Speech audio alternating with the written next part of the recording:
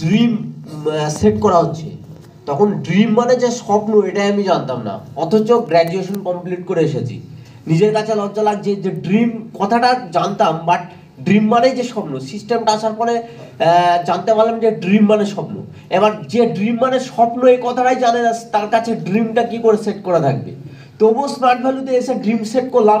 Dream set করার পর অনেক কবার ফেলিউর হয়, বিভিন্ন কারণের জন্য ড্রিমটা ফুলফিল করতে পারিনি। বাইক যে ড্রিম সেটটা করেছিলাম, তো তখন এইরকম একটা বাংলা একটা প্রবাদ আছে যে যেখানে বাঘের ভয় সেখানেই রাত হয়।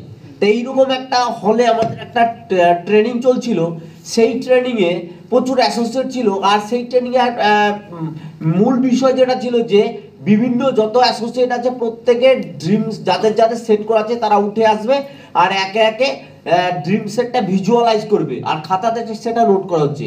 তো আমার নাজিরপুরে যে প্রচুর যখন অ্যাসোসিয়েট ছিল, তখন কি বিভিন্ন একে একে অ্যাসোসিয়েট আসছে ড্রিম সেট করছে। তখন আমি হঠাৎ করে সামনে 3.5 মাস বাকি আছে 15ই আগস্ট আসতে, তখন আমি বলছি আমার অ্যাসোসিয়েট ড্রিম সেট করছে, আমাকে এবার এই অ্যাসোসিয়েটের সঙ্গেই বাইকটা অ্যাচিভমেন্ট করে নিতে হবে। তখন কি করলাম, আমি ভার্বালাইজ করে দিলাম যে আগামী 15ই আগস্টে আমি একটা টিভিএস রাইডার বাইক কিনবো। তখন কি হলো যে আমার একটা বিষয় কাজ করলো যে যে আগেই বললাম যে যেখানে বাঘের ভয় সেখানে রাত হয়। মানুষের দুটো জিনিস কাজ করে, একটা হচ্ছে সেন্টিমেন্ট ভয়, একটা হচ্ছে রেসপেক্টের ভয়, আর একটা ন্যাচারাল ভয়। তো আমি যখন ভার্বালাইজটা করে দিলাম 15ই আগস্ট আসতে দেখা যাচ্ছে কি হাফ মাস হয়েছে, 1 মাস হয়েছে, 1.5 মাস হয়ে যাচ্ছে, আসতে 2 মাস বাকি, তখন আমার একটা সেন্টিমেন্ট কাজ করলো যে আমার অ্যাসোসিয়েটের সামনে আমি ভার্বালাইজ করেছি ড্রিমটা যদি ফুলফিল না করতে পারে তাহলে প্রবলেম হবে।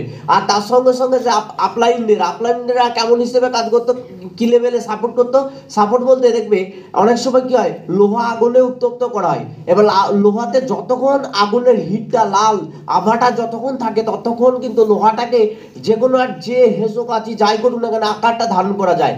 ঠিক আপলাইন যে কমিউনিকেশন করতো, সে লোহা হিট করার মতন কমিউনিকেশন হতো, লোহা হিট করার মতন কমিউনিকেশন করে হিট করে ছেড়ে দিত, মার্কেটে যেতাম, মার্কেটে নেগেটিভ খেতাম, যে কোনো একটা আকার তৈরি করে দিত। সেই রকম ভাবে আপলাইনে কমিউনিকেশনে, পরামর্শে এবং অ্যাসোসিয়েটদের ভালোবাসা, সাপোর্টে আর সেন্টিমেন্টের ভয় বাইক এটা অ্যাচিভমেন্ট করতে পেরেছি। তা প্রত্যেক অ্যাসোসিয়েটকে বলবো ড্রিম একবার দুবার চারবার নয়, টমাস এডিসন 9,999 বার বৈদ্যুতিক বাল্ব তৈরি করতে ফেলিওর হওয়ার পর যদি সাকসেসফুল হয়, তাহলে আমরা একবার দুবার চারবার 1000 বার ড্রিম সেট করে ফেলিওর হওয়ার পরেও কিন্তু ড্রিম ফুলফিল করতে পারি। ভেরি গুড, সবাইকে বলবো টেক ইউর সিট প্লিজ।